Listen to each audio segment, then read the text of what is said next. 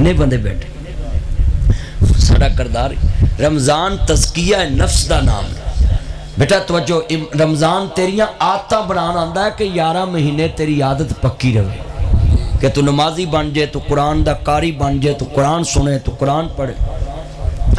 अच्छा भी मैं तुहाडे कोल एक खरैत मंगा तो मैनू खरैत दे विचों दे देना मैं झोली चुकन लगा है। मेरे चन्न आए ने मक्खन आए मलाई आए TikTok model Facebook model messenger model है मेरे चन्न मक्खन आए ने। हाँ कोई खोता कटिंग कोई कुछ ये चन्न ने ना साडे मैं झोली चुक के तुहाडे मजमे कोलों एक शै मंगन लगा है उलमा कोलों भी तुहाडे कोलों भी क्योंकि मौलवी भी मेरे यार ने।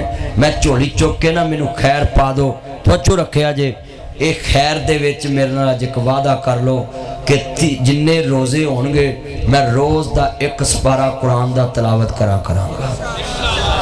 खैर दवो मैनू खैर दवो जल्दी करो मैं तुहाडे को मंगी है।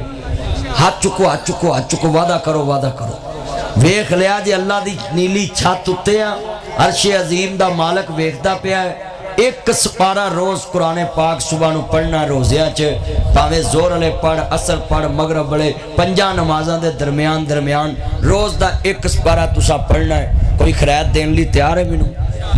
चुको चुको चुको चुको माशाल्लाह इधरों वेख लवो।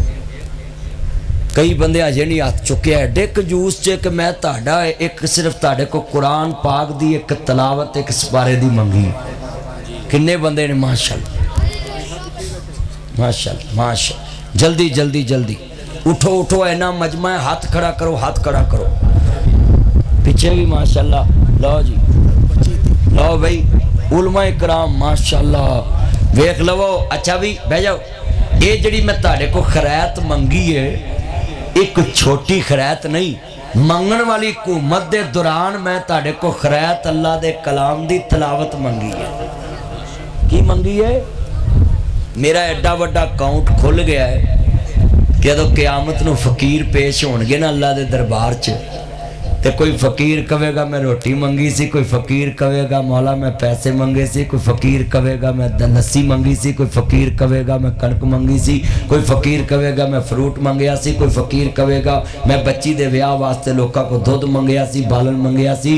नासर मदनी नूं जदों क़यामत नूं आवाज़ वजेगी ते मैं कहांगा अल्लाह 1 अप्रैल सी 2022 सी चौथा महीना सी दिन जुमे दा सी ते रात हुण माशाल्लाह हफ्ता शुरू हो गया है ते जनाब 9 बजे सी कारी रफीक साहब दे मदरसे रियाजुल जन्नत च मैं लोकां को खैरात विच तलावत कुरान मंगी सी।